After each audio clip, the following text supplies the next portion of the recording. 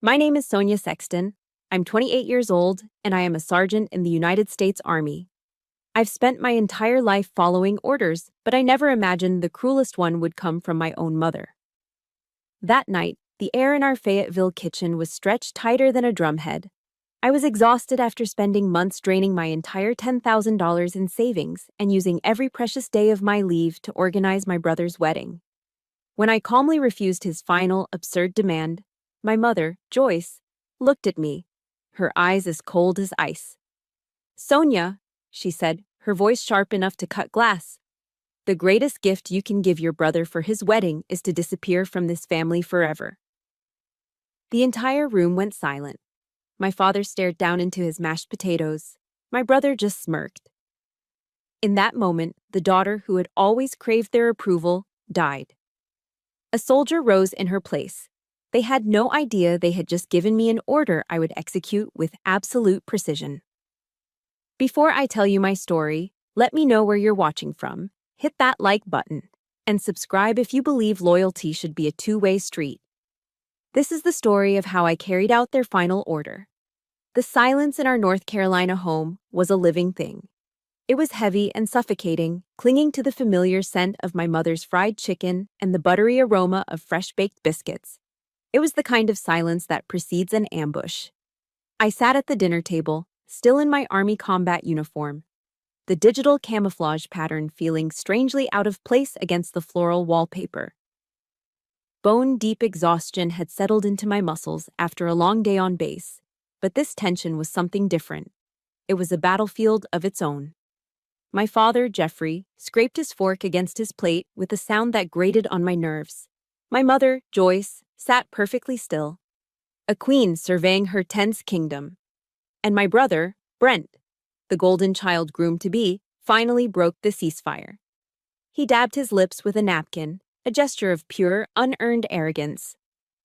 "So, just a few last-minute tweaks for tomorrow," he began, his tone casual, as if he were discussing the weather.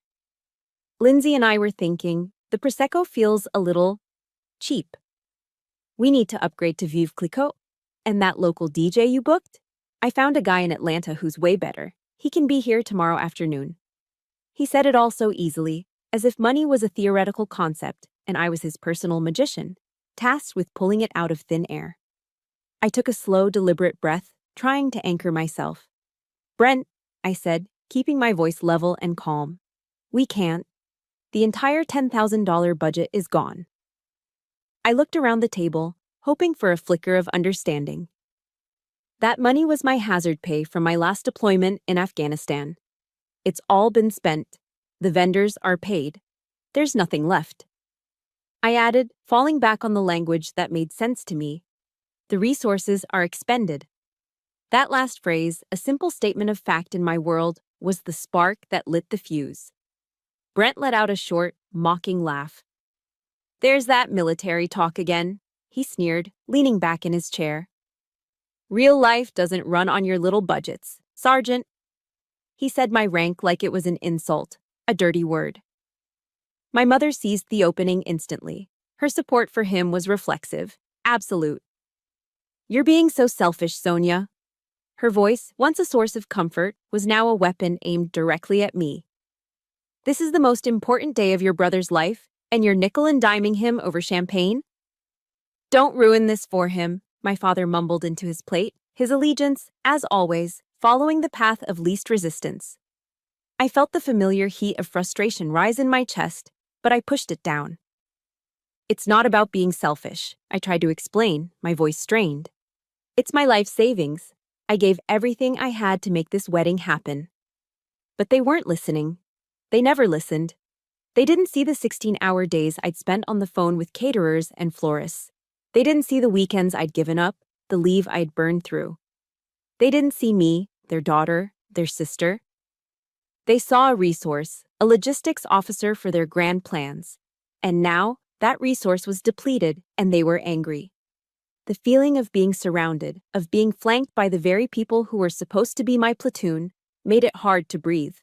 The air in the room felt thin, stolen from my lungs. I held my ground. I had to. It was the only thing I had left. "The answer is no," I said, my voice quiet but firm. There is no more money. That's when my mother delivered the killing blow. She stood up.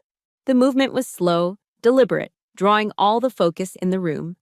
She pointed a finger at me, her nail a perfect, polished red spear, and then she spoke the words that would detonate my world. Sonia, she said, her voice devoid of all warmth, a chilling, hollow sound.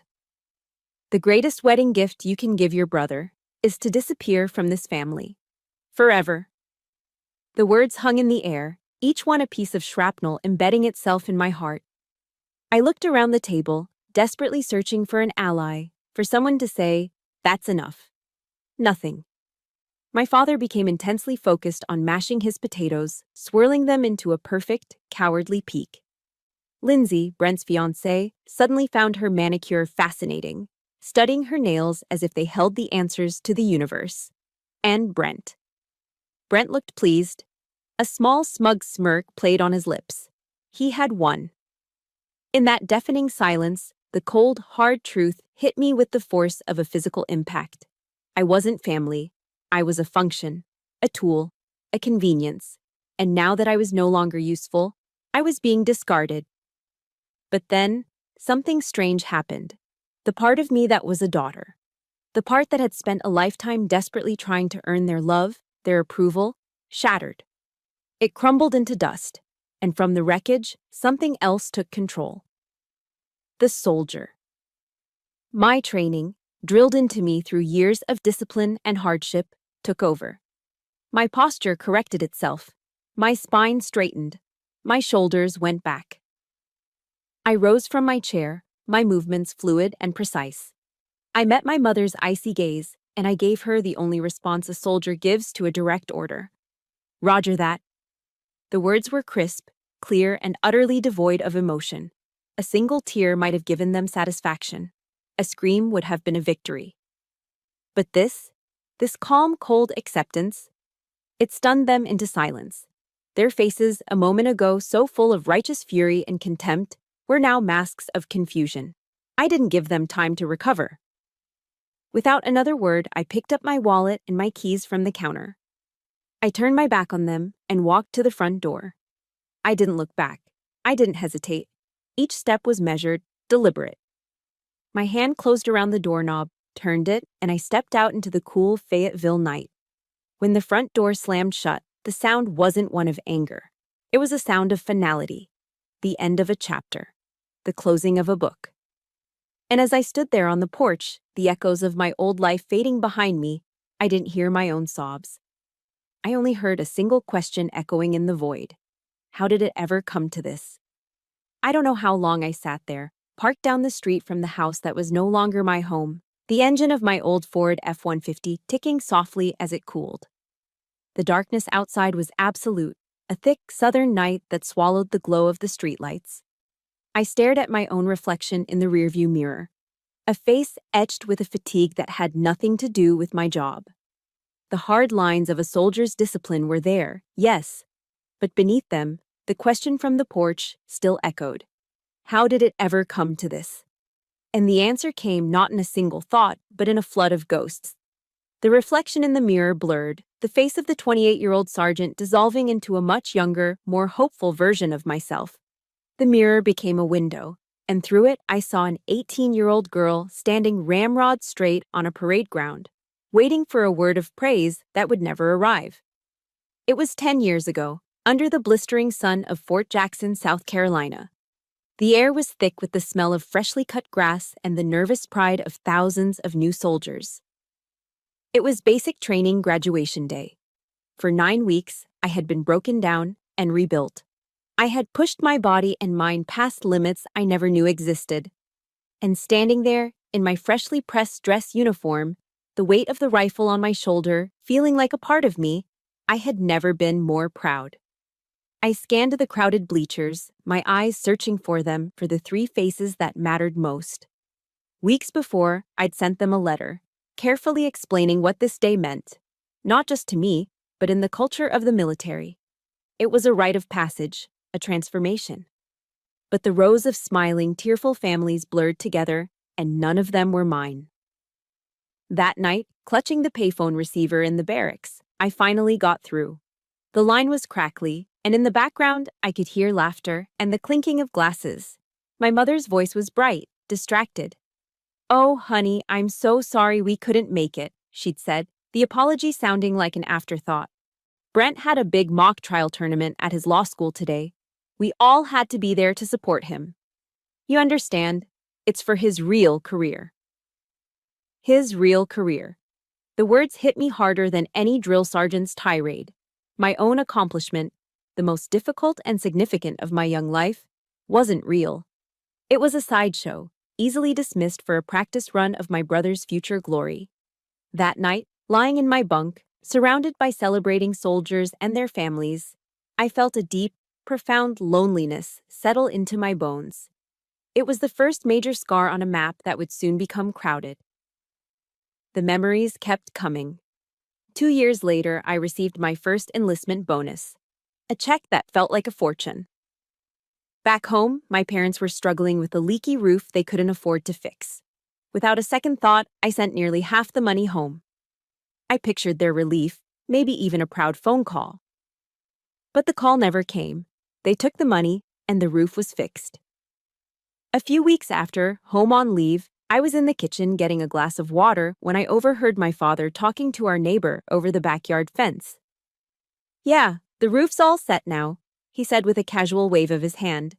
"Sonia sent some of that Army money home. The government pays them for all sorts of things, you know." Army money. He said it as if it were a lottery winning, a government handout that required no effort, no risk. He had no concept of the sleepless nights, the grueling marches, the constant threat that was the price for that check. My sacrifice wasn't a gift from a loving daughter.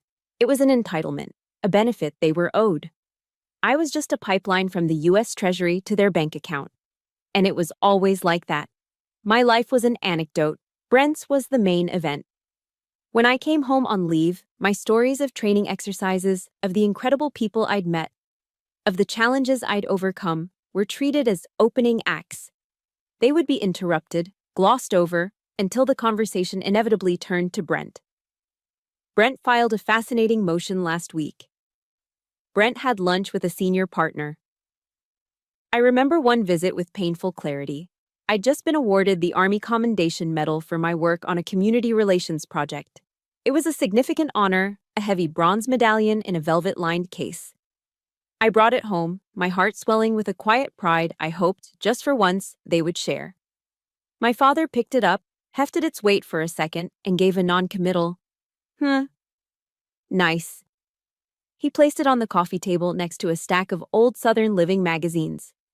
The next morning, I found it tucked between an article on pecan pie and an ad for porch furniture, forgotten. That same day, my mother hung a new picture frame on the wall of honor in the living room. It was a small, grainy article from the local paper about Brent winning a minor case. It was framed in polished mahogany. All the warning signs were there, flashing like red lights on a runway. The clearest one came from my best friend, my battle buddy, David Chen. I'd made the mistake of bringing him home for dinner once. He was polite, respectful, and observant. On the drive back to Fort Bragg, the silence in his truck was heavy. Finally, he spoke, his voice gentle but firm. "Sonia," he said, not taking his eyes off the road. "I don't mean to overstep, but the way they treat you, it's not right." He paused, choosing his words carefully. "They don't see you. They see an ATM and a problem solver." I did what I always did. I got defensive. I made excuses. "You don't understand them. That's just how they are." I protected them, building a wall of denial around their behavior because the truth was too painful to face. Now, sitting alone in the dark, my knuckles white on the steering wheel, David's words came back to me, not as a warning, but as a verdict. He was right. He had been right all along. I had spent a decade ignoring a mountain of evidence, dismissing every slight, explaining away every cruelty. I had been so desperate for a love that I was willing to believe in a fantasy. But tonight, the fantasy had burned to the ground, and in the harsh, unforgiving light of the truth, I could finally see the map of my own scars. Each one was a lesson I'd refused to learn, until now. The map of scars wasn't just a collection of old wounds, It was a blueprint. It explained the flawed logic that led me to the single greatest sacrifice of my career, 2 years before that final, terrible dinner. It explained Operation Patriot Grill. At the time, I was a corporal, and I had just been handed a golden ticket. Orders had come down selecting me for a public affairs position at the Pentagon. It wasn't just a good assignment, it was a career maker. For an enlisted soldier, it was like being drafted into the major leagues. I was celebrating with my unit at a local bar just outside Fort Bragg, the sound of their cheers and backpats ringing in my ears, when my phone rang. It was my mother. Her voice was thin, choked with a panic I hadn't heard since my grandfather's funeral. "Sonia, it's over," she cried, the words tumbling out between sobs. "The diner. We're going to lose everything." The Patriot Grill was more than just their business. It was their identity. A classic Southern diner in Fayetteville, North Carolina, serving biscuits and gravy to soldiers before dawn and chicken fried steak to families at dusk. It was their American dream. And now, that dream was turning into a nightmare of unpaid bills and foreclosure notices. In the soldier's creed, there is a line that is hammered into you from day one: "I will never leave a fallen comrade." Standing there, amidst the celebration for my future, all I could hear was that creed. My family was my first platoon, and they were falling. That night, I made a decision that my commanding officer called career suicide. I respectfully declined the assignment to the Pentagon and filed for an extended leave of absence. My comrades were in trouble. A soldier doesn't walk away from that. Returning to Fayetteville was like deploying to a disaster zone. The diner was bleeding money, morale was at zero, and my parents were paralyzed by despair. So I did the only thing I knew how. I treated it like a military campaign. I became the commanding officer of Operation Patriot Grill. The first few weeks were a brutal reconnaissance mission. I learned the books, the suppliers, the staff, the inventory. Then came the operational phase. My days started at 4 a.m. and ended long after midnight. I was the first one in and the last one out. I was on my feet for 18 hours a day, a constant cycle of mopping greasy floors, negotiating with angry vendors, flipping burgers on the grill during the lunch rush, and scrubbing pots until my hands were raw. The fatigue was immense, a physical weight that settled deep in my bones, but the mission drove me forward. I redesigned the entire strategy. The menu was revamped to appeal directly to my fellow soldiers from Fort Bragg. I added the Reveille Scramble, a massive plate of eggs, bacon, sausage, and potatoes, designed for someone about to go on a 10-mile run. I used my network, my friendships, my connections in the military community. I passed out flyers on base. I offered discounts to different units. Slowly, the Patriot Grill became an unofficial hub, a place where soldiers could get a solid, comforting meal that tasted like home. I poured every ounce of my discipline, my sweat, and even my tears into the cracked linoleum floors of that place. I was defending an outpost, and I refused to let it fall. And after 6 grueling months, the battle was won. The diner wasn't just surviving, it was thriving. The debts were paid off. The dining room was packed every night. We were in the black, more profitable than ever before. I had done it. I had completed the mission. A profound sense of pride washed over me. I had stared down an impossible situation, and, through sheer force of will, I had won. I returned to my unit at Fort Bragg, my body aching but my spirit soaring. I waited for the phone call, the celebratory dinner, the simple, heartfelt, "thank you." But my phone remained silent. Days turned into weeks. The silence was confusing at first, then unsettling. Finally, after nearly a month, an email from my mother appeared in my inbox. The subject line was curt: "Family meeting." The email said it was time to discuss the future of the diner. A flicker of hope ignited in my chest. This was it. This was the moment they would finally acknowledge what I had done. I walked into that meeting feeling like a soldier returning from a successful campaign, ready to be decorated. But there was no ceremony. There were no words of gratitude. Instead, my parents sat at the head of the table, my brother Brent beside them, looking impossibly smug. My mother cleared her throat and made the announcement. They had decided, she said, to turn over the full-time management of the Patriot Grill to Brent. The reason? Brent's a lawyer, she stated, as if it were the most obvious thing in the world. He has a real head for business. The words implied that my 6 months of blood and sweat, my strategic planning, my successful turnaround of a failing enterprise were nothing more than manual labor. Brent, who hadn't so much as wiped down a counter during the entire crisis, just smiled. He leaned over, patted me condescendingly on the shoulder, and delivered the line that vaporized any remaining hope I had. Good job on the support mission, sis. Support mission? The words echoed in my head. I was in support. I was the commander. I was the strategist. I was the infantry on the front lines. In that single devastating moment, I understood the bitter truth. I could win every war for them, but I would never, ever be given a seat at the victor's table. If you have ever poured your heart and soul into something for your family, only to have it completely dismissed, support this story with a like and comment with the word invisible if you know what that feels like. That night, I didn't sleep. The pain was still there, a dull, heavy ache in my chest. But something else was rising through it, a cold, clear resolve. My mother had given me an order. My family had ratified it with their silence. A soldier follows orders. So the next morning, I woke up not with sadness, but with a mission list. Operation Liberate Sonia had begun. First objective, asset recovery. My command post was a sticky booth at a Waffle House at 0500 hours. The air, thick with the smell of sizzling bacon and burnt coffee, felt charged with energy. In front of me, on the Formica tabletop, was a black coffee, a pen, and a small tactical notebook. Instead of drowning in sorrow, I had spent the pre-dawn hours planning my counteroffensive. The page was a grid of names and numbers, a list of targets. Each line item was a financial tie I had established for my brother's wedding, and each one was about to be severed. It was a raid, planned with military precision. I took a sip of the bitter coffee, the heat spreading through me, mirroring the icy determination solidifying in my veins. First target, the catering company. The most expensive, the linchpin of the entire event. I took a deep breath, the kind you take before stepping out of the wire, and dialed. A cheerful woman's voice answered immediately. Good morning, Divine Dining. This is Brenda. Good morning, Brenda. This is Sergeant Sonia Sexton. Recognition dawned in her voice. Oh, Ms. Sexton. Good morning. We are all set for the big day tomorrow. The Veuve Clicquot is chilled and ready to go. I kept my voice level, professional, devoid of any emotion.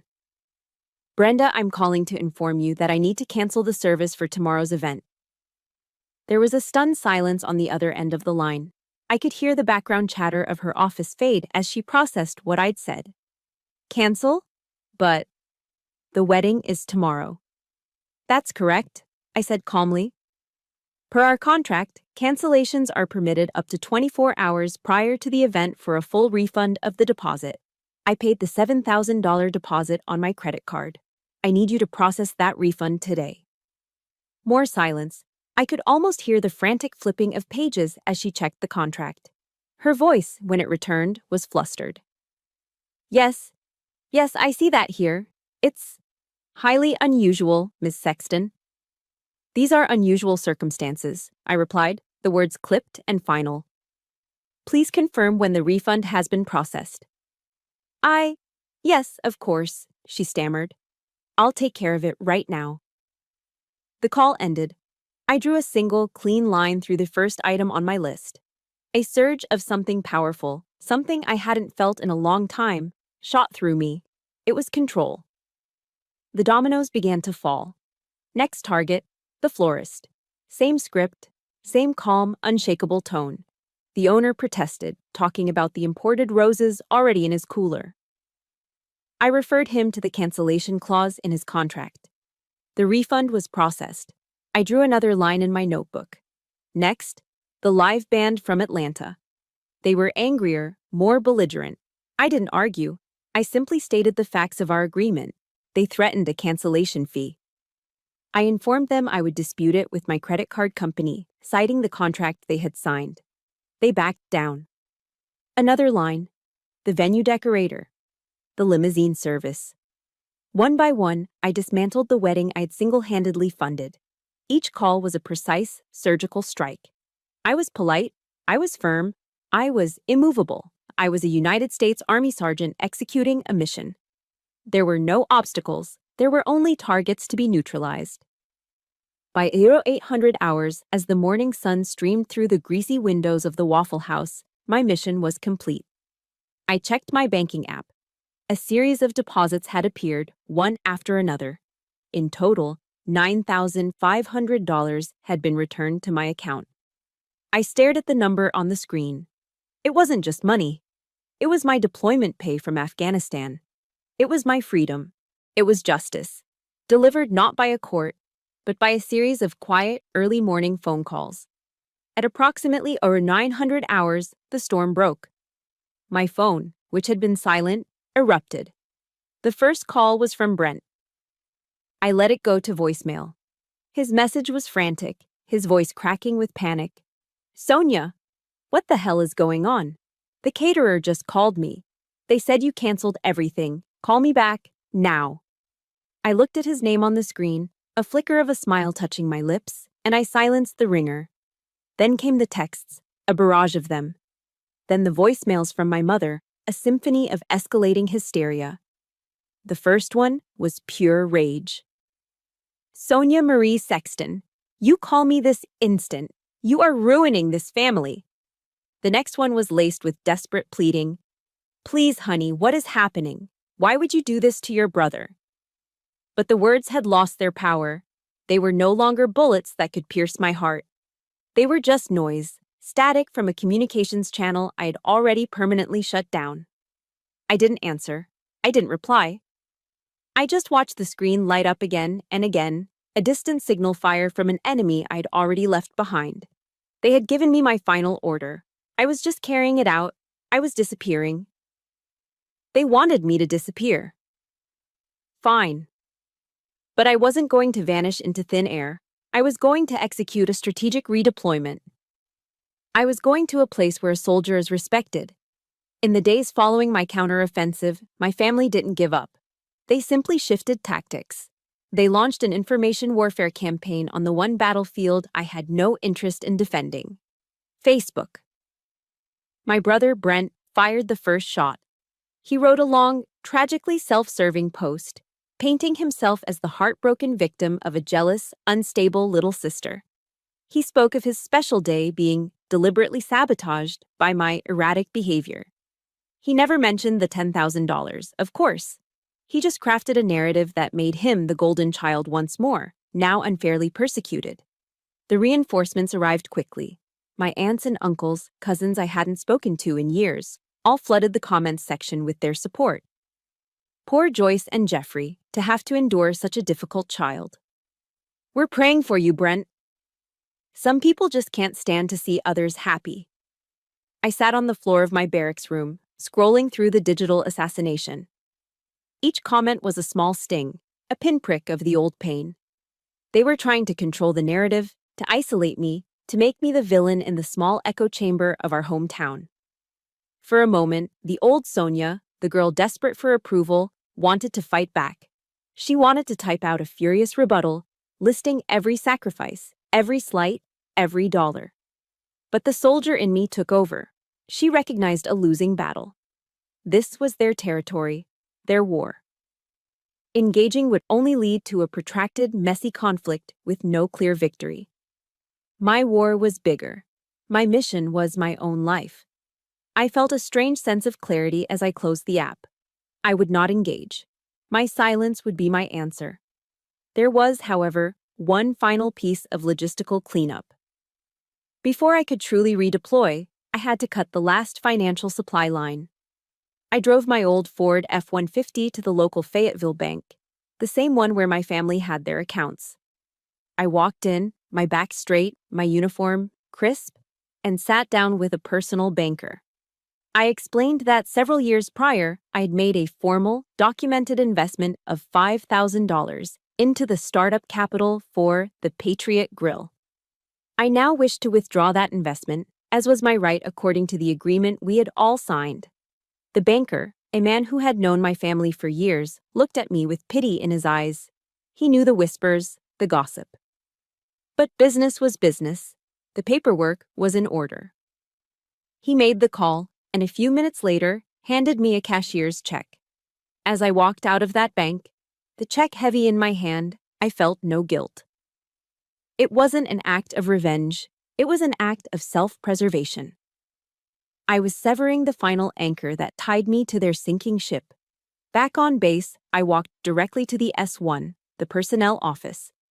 A quote I had once read from General George S. Patton echoed in my mind. Never tell people how to do things. Tell them what to do, and they will surprise you with their ingenuity. The old Sonia had always waited to be told what to do. The new Sonia was telling herself. The mission was to survive and thrive, and for that, I needed new ground.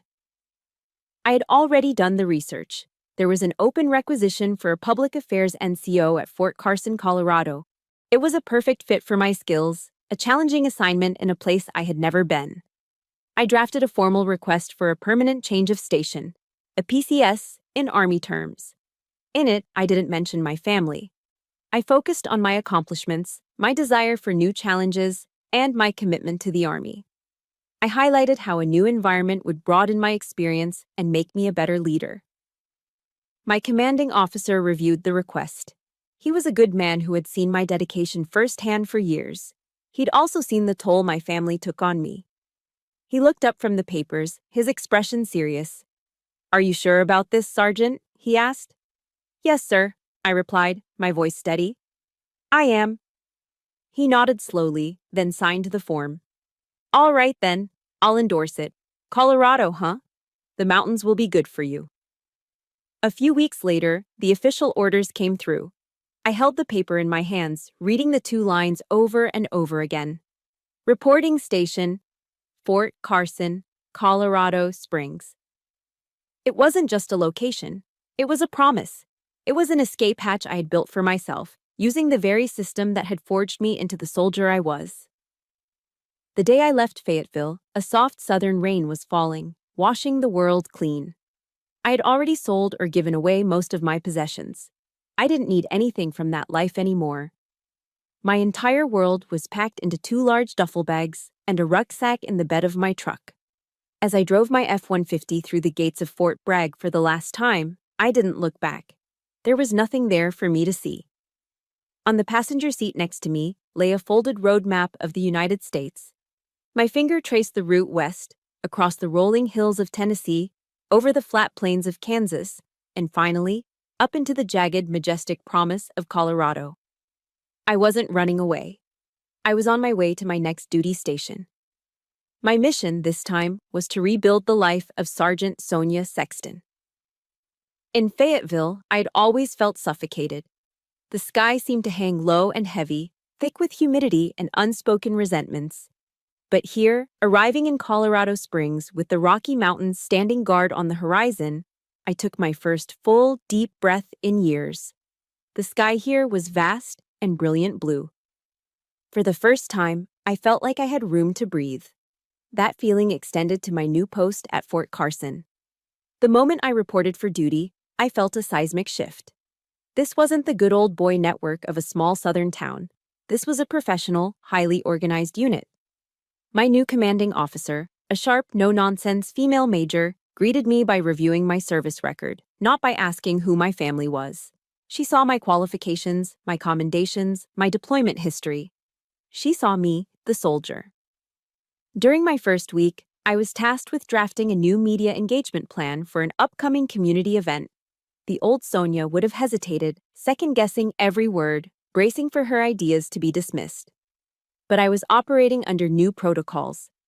I spent 2 days developing a comprehensive strategy and presented it to the major, my heart pounding with a familiar anxiety. She listened intently, nodding as I went through the key points. When I finished, a tense silence filled her office. I prepared for the inevitable but, the suggestion that a more senior NCO should take the lead. Instead, she looked me straight in the eye and said, "This is an excellent plan, Sergeant, well thought out and actionable. Run with it." Just like that. No argument, No condescension, just respect for my competence. I walked out of her office feeling an inch taller. It was such a simple thing, being heard, being valued, but it felt like a foreign language I was finally beginning to understand. The healing continued outside the base gates. One Saturday afternoon, exploring the area, I stumbled upon a small independent coffee shop tucked away in a strip mall called The Grindstone. The moment I walked in, I knew I was among my own. The air smelled of dark roast coffee and old leather, and the walls were covered in military memorabilia. Behind the counter was a big man with a kind smile and a magnificent silver beard. He wore a retired first sergeant's insignia on his worn flannel shirt. He took one look at my haircut and posture, and knew. "New to Carson?" he asked, his voice a low, friendly rumble. "Yes, sir," I replied. He just nodded, grabbing a thick ceramic mug. He filled it with steaming black coffee and slid it across the counter. "Well, around here, we don't care where you came from. We only care how you fight. Welcome to Colorado." That was my introduction to retired Master Sergeant Mike Callahan, or Sarge Mike, to everyone who entered his sanctuary. He didn't ask prying questions. He didn't need my life story. He just provided good coffee and a safe place to land. The Grindstone became my haven, a place where I could just sit and be, without judgment, without expectation. Sarge Mike was the one who pushed me to explore the real Colorado. "The Army can heal a lot of things, Sexton," he told me one day, "but the mountains can heal the rest." So I started hiking. My first solo trip was to Garden of the Gods. Standing among those colossal ancient red rock formations, I felt infinitesimally small. And for the first time, that felt like a good thing. The silent, towering stones had witnessed millennia. My family drama, my personal pain, suddenly seemed insignificant in the face of such timeless grandeur. I hiked the trails of Cheyenne Mountain, pushing my body up steep inclines, the burn in my lungs feeling like a purification. I would stand at the summit, the whole of Colorado Springs spread out below me, and just breathe the crisp, clean mountain air, feeling it cleanse the last toxic remnants of North Carolina from my soul. One evening, my phone rang. It was a number I still recognized, my old battle buddy, David Chen. His voice was hesitant. He was calling with news. "Sonia, I don't know how to tell you this," he started, "but the Patriot Grill went under." I listened, my own voice quiet as he filled in the details. Without my planning and without my final $5,000 investment, Brent had run it into the ground in less than 3 months. The business was gone. My parents had been forced to sell their house to cover the debts. Brent's fiancée, Lindsay, had called off the wedding and left him. The Sexton empire, built on my silent sacrifices, had crumbled into dust. As David spoke, I waited for the feeling I thought I was supposed to have, a triumphant surge of satisfaction, of schadenfreude. But it never came. There was no joy, no, "I told you so." There was only a profound, hollow emptiness, a quiet finality. It was truly over. I thanked David for letting me know and ended the call. I walked to my small apartment window and looked out at the silhouette of the Rocky Mountains against the twilight sky. And the only emotion I felt was an overwhelming wave of gratitude. Gratitude that I was here, 1,000 miles away from the wreckage. Gratitude that I had been brave enough to obey it in my own way. Sarge Mike's words from that first day kept echoing in my mind. "In the Army, we don't leave a comrade behind." For years, I had misapplied that sacred oath to my family, believing it was a blind duty. But sitting in the quiet comfort of the Grindstone, watching this retired master sergeant treat every soldier who walked through his door with gruff, unwavering respect, I finally understood. It wasn't a blind duty. It was a choice. It was about choosing who was worthy of your loyalty. Sarge Mike became more than just a coffee slinger. He became the mentor I never had. He had a way of listening that made you feel seen. I'd find myself talking, the stories of my past spilling out in disjointed fragments, and he would just nod, his gaze never leaving mine. He never judged. He never offered easy platitudes. Instead, he shared pieces of his own life. He told me about firefights in Fallujah, about the suffocating dust and the constant thrumming fear. He also told me about the silent battles he fought when he came home, the struggle to fit back into a world that no longer made sense. He taught me that strength wasn't about enduring pain in silence. It was about knowing when to pull back to protect yourself. A strategic retreat ain't cowardice, Sexton, he said one afternoon, wiping down the counter. It's how you survive to fight another day. The trick is knowing which hills are worth dying on, and which ones you ought to just cede to the enemy. His words were a lifeline, reframing my escape not as a failure, but as a tactical victory. As the Colorado autumn painted the aspen trees in brilliant gold, the holiday season approached. Thanksgiving. The word alone brought a familiar pang of anxiety, a ghost of tense family dinners past. It would be my first major holiday completely alone, and a quiet sadness began to creep in. As if he could read my mind, Sarge Mike clapped me on the shoulder a few days before the holiday. "Sexton," he boomed, "you're not doing anything on Thursday, are you?" I shook my head. "Good," he said with a grin. "Then you're officially invited to the annual Grindstone Orphans Thanksgiving." It was a tradition he'd started years ago for all the soldiers, active duty and veterans, who had nowhere else to go. When I walked in on Thanksgiving Day, the little coffee shop was transformed. Long tables were pushed together, groaning under the weight of classic American comfort food. 3 enormous roasted turkeys, mountains of mashed potatoes and stuffing, green bean casserole, and a dozen pumpkin pies. The place was packed with a loud, laughing, mismatched family of soldiers from every generation. I sat at a table between a young private fresh out of basic training who missed his mom's cooking and a grizzled Vietnam vet who told the most outrageous stories. We shared food, we traded stories from the field, and we laughed until our sides hurt. For the first time in my life, I felt the uncomplicated warmth of a holiday meal. There were no hidden agendas, no simmering resentments. This was camaraderie. This was loyalty. This, I realized, was family. With the weight of my past finally lifted, I began to thrive at work. Free from the constant psychological drain, my focus was sharp, my creativity unburdened. My skills and dedication didn't go unnoticed. 6 months after my arrival at Fort Carson, I was promoted to staff sergeant. It was a huge achievement, a testament to the new life I was building. The first person I told was Sarge Mike. When I walked into the grindstone wearing my new rank, he took one look, and his face broke into a huge grin. He came out from behind the counter and enveloped me in a bear hug that lifted me off the floor. "I knew you had it in you," he said, his voice thick with emotion as he set me down. "I'm so damn proud of you, Sergeant." Those 5 words, "I'm so damn proud of you," hit me with the force of a physical blow. They were the words I'd craved my entire life, the validation I had performed endless feats to earn. And here they were, given freely and sincerely by a man who owed me nothing. His pride meant more than every hollow conditional compliment my family had ever given me combined. That evening, long after the last customer had left, I stayed behind to help him clean up. In the quiet of the empty coffee shop, surrounded by the ghosts of soldiers past, I finally told him everything. I told him about the Pentagon, the diner, the wedding. And for the first time, I told another human being the exact words my mother had said to me.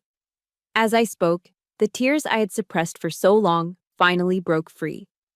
They weren't loud, hysterical sobs, but a silent, steady stream that traced paths down my cheeks. I couldn't stop them. Sarge Mike didn't say a word. He just pulled up a stool, sat next to me, and placed a heavy, comforting hand on my shoulder, letting me cry it all out. When the tears finally subsided, he looked at me, his eyes full of a fierce, protective light.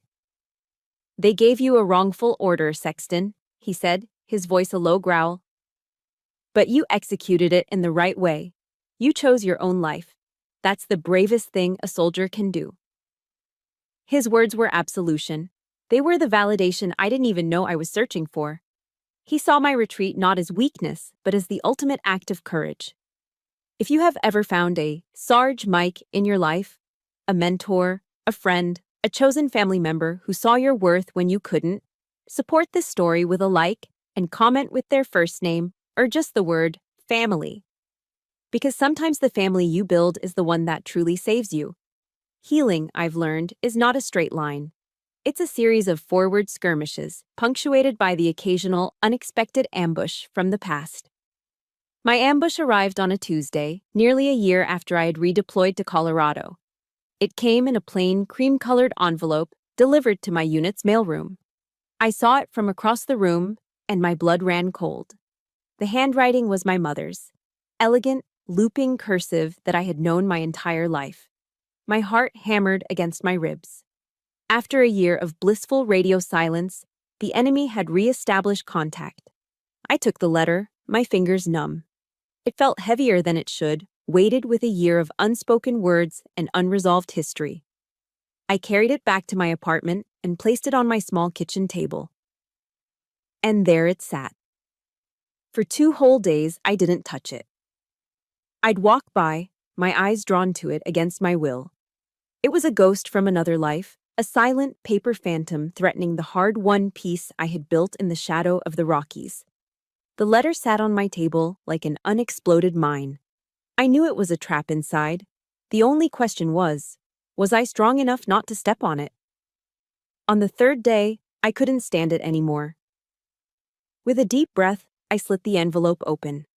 The letter inside was a masterpiece of emotional manipulation, a calculated psychological operation designed to breach all my defenses. It did not begin with an apology. Of course not.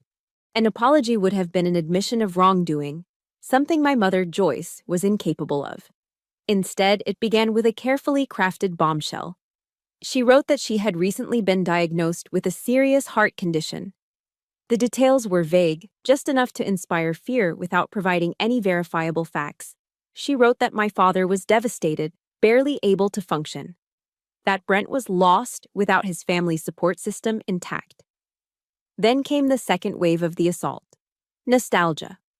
She filled the next paragraph with sweet, syrupy memories of my childhood. The time she taught me to ride a bike. The lullabies she used to sing. They were curated, carefully selected memories, polished to a perfect shine, designed to remind me of a time when I had been her little girl. A time before I had become a disappointment.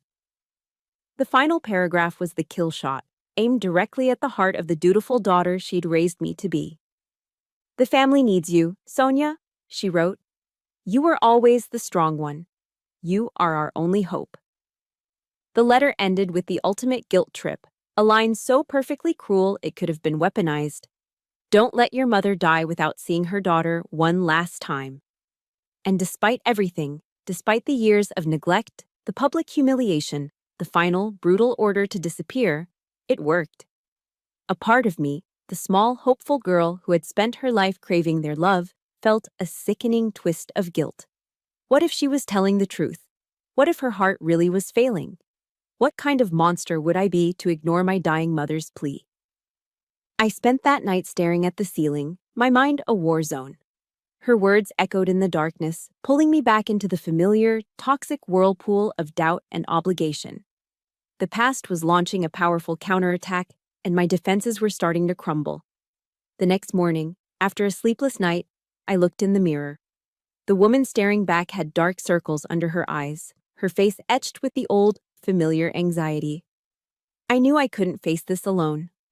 I folded the letter, put it in my pocket, and drove straight to the Grindstone. Sarge Mike was behind the counter, as always, a comforting fixture in my new world. He took one look at my face, and his friendly expression hardened into one of concern. "Trouble?" he asked, his voice low. I didn't say a word. I just pulled the letter from my pocket and handed it to him. He took it, leaning against the counter, and read it carefully. His face was a mask of stone, completely unreadable. He read it once, then read it again, his eyes scanning the lines as if he were analyzing enemy intelligence. When he was done, he folded it precisely and placed it on the counter between us.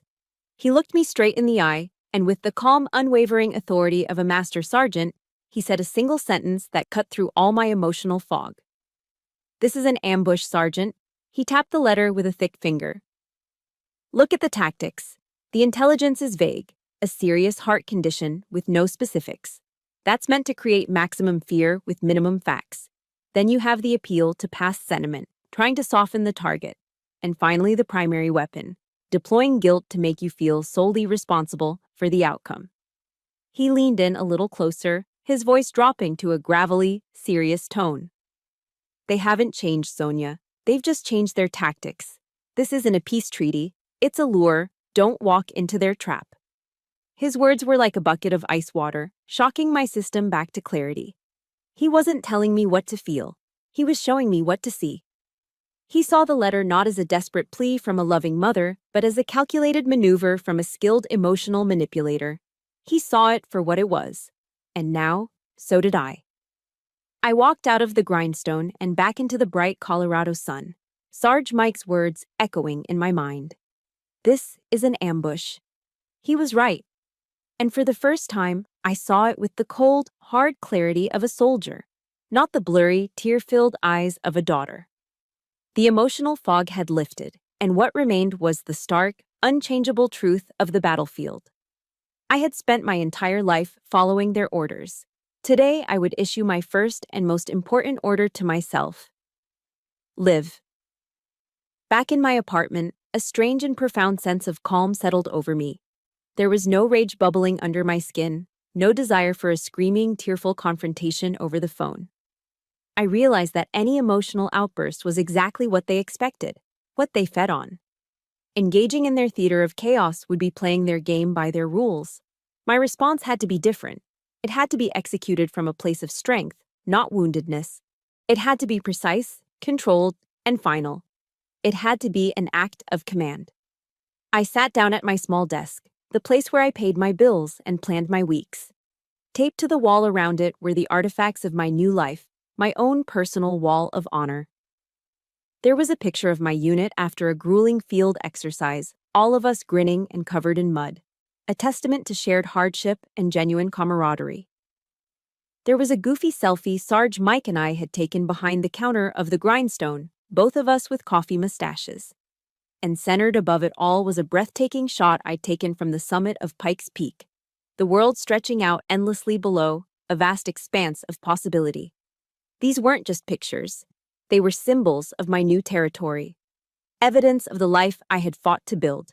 They would be my strength. I took out a single sheet of plain, crisp white paper and a good, heavy pen. I wouldn't allow shaky hands or emotional scrawl to bleed into this. This was not a letter from a hurt daughter. This was a communiqué. It was a formal, final declaration. Forgiveness, I was learning, didn't mean reconciliation. It didn't mean you had to let people back into your life to hurt you again. Sometimes forgiveness was simply accepting that people are who they are, and then loving them enough to let them go, for your own sake. As a soldier, I'd been trained to be direct, to communicate with clarity and purpose, to eliminate all ambiguity from my reports.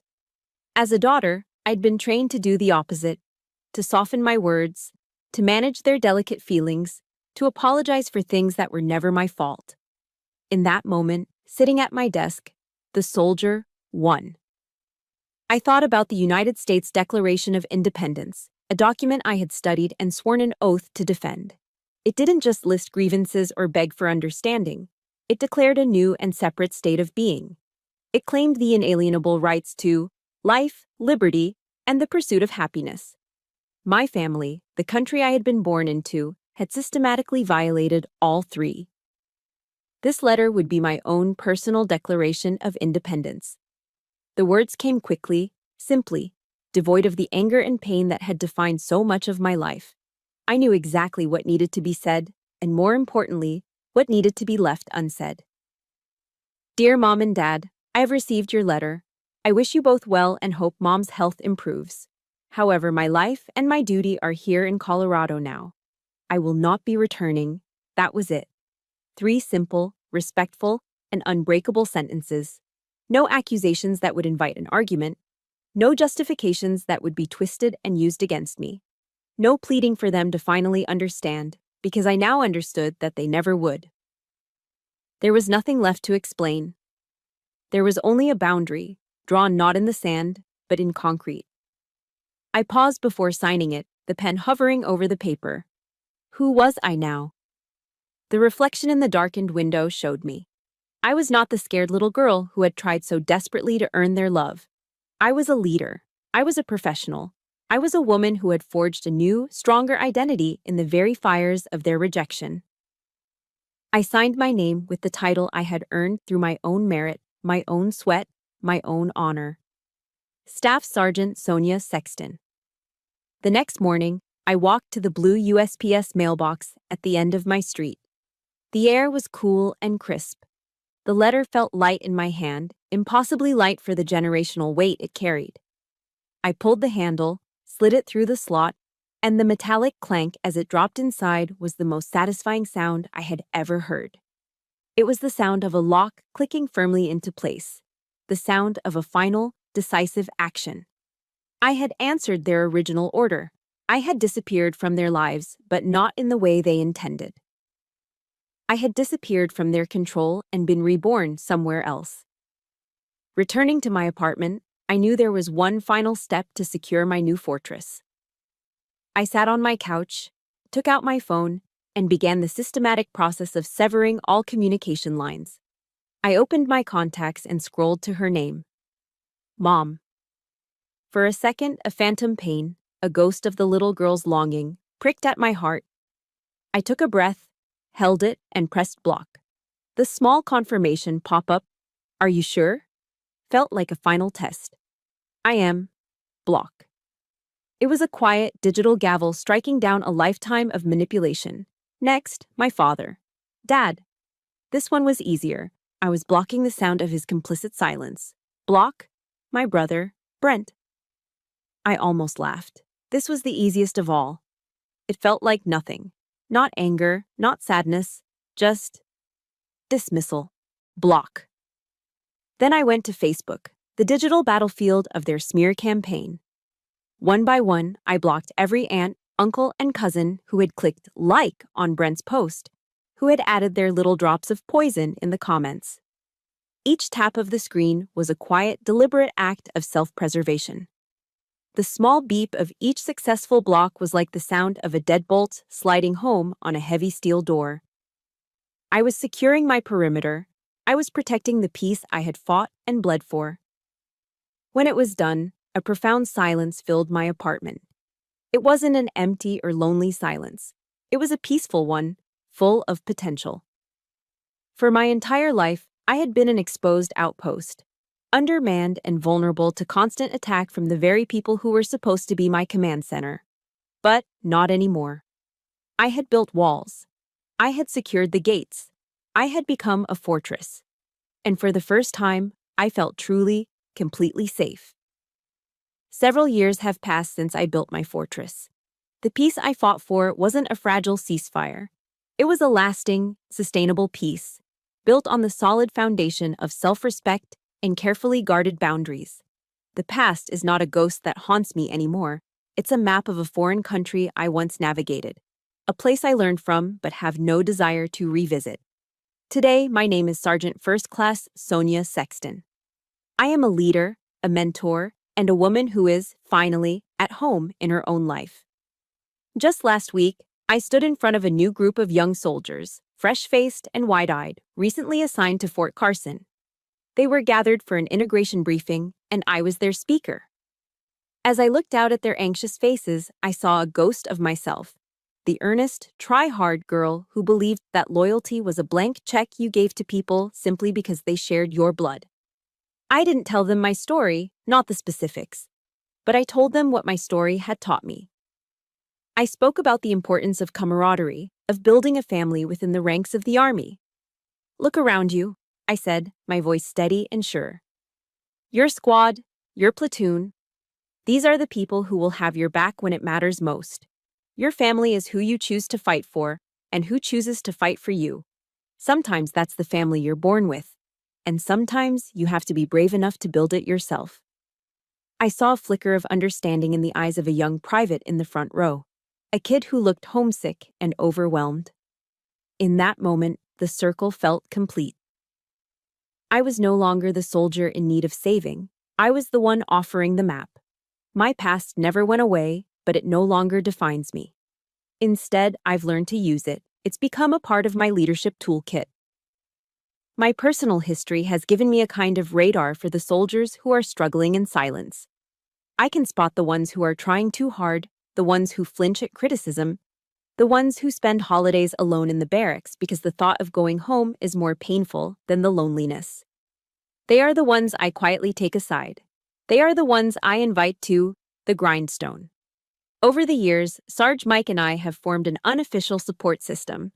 He provides the coffee and the gruff wisdom, and I provide the living proof that you can survive a toxic family and build a life of honor and purpose.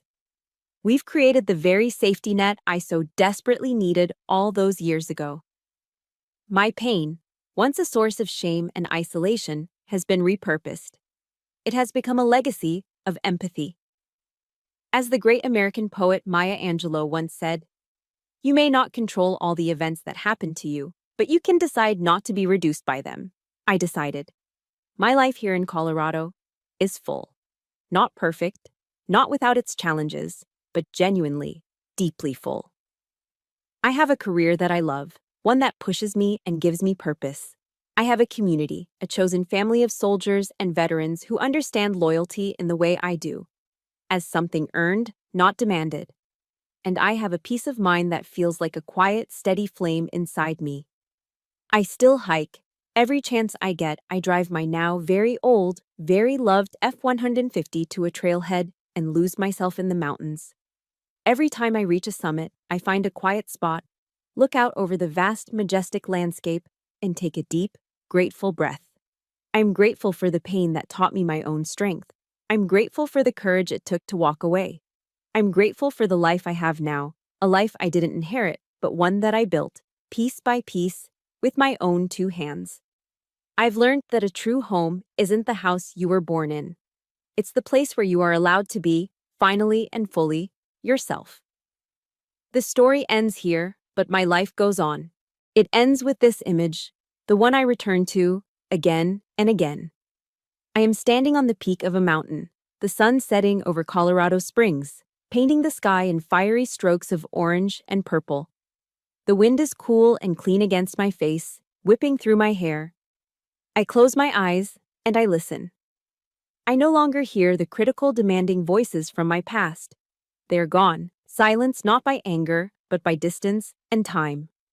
All I hear is the sound of the wind rushing over the peaks and the strong, steady beat of my own heart. I spent a lifetime following orders, but the most important order, the one I follow every single day, is the one I finally gave to myself. Live a life worthy of the fight it took to claim it. Live with honor, with courage, and with integrity. Mission complete. Thank you for sharing this part of my journey with me. My story is just one, but I know the feelings behind it. The fight for respect, the search for peace, are shared by so many. This space is more than just a channel. It's a community for survivors, a place to remind each other that we are not invisible and that our strength is real. If my story resonated with you, please consider liking this video. And to hear more stories of resilience and to be part of this community, subscribe and join us. Leave one word in the comments that describes your own mission forward.